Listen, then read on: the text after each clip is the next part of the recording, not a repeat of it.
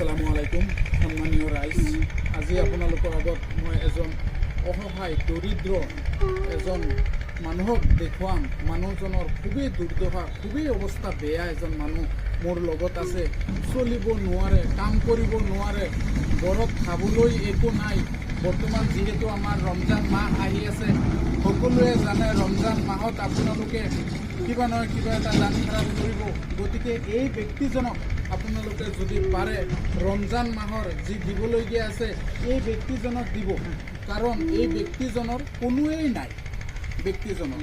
গতিকে এনেকুৱা এজন ব্যক্তিক আপোনালোকে অলপ সহায় সহযোগিতা কৰিব, কাৰণ এনে ব্যক্তিক যদি আপোনালোকে 5 টকা 10 টকা দি সহায় কৰে, ইয়াৰ পৰিণাম আপোনালোকে পাব। ৰমজান মাহৰ খাতিৰত আপোনালোকে এনে ব্যক্তিক সহায় সহযোগিতা যদি কৰে আপোনালোকে, তেতিয়াহ'লে ইয়াৰ পৰিণাম আপোনালোকে সেই সময়ত পাব যি সময়ত আপোনালোকৰ ধন সম্পত্তি নাথাকিব।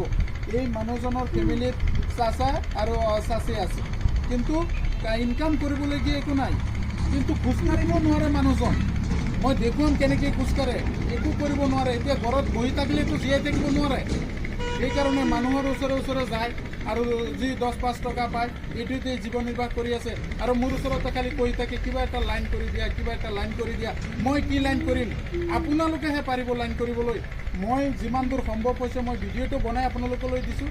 আপোনালোকে দয়া কৰি এইজন মানুহৰ আপোনালোকে অলপ সহায় কৰিব। মানুহজনৰ এটা নাম্বাৰ আছে, সৰু মোবাইল, এই নাম্বাৰটো দি দিম। আপোনালোকে যোগাযোগ কৰি যি জাকাত ফিতৰা আপোনালোকে দিয়ে এই মানুহজনক একাউণ্টত দি দিব বা মানুহজনক অলপ সহায় কৰিব। আসসালামু আলাইকুম।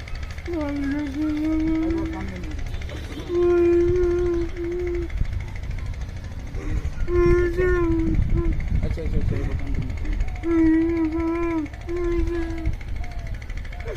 আমাৰ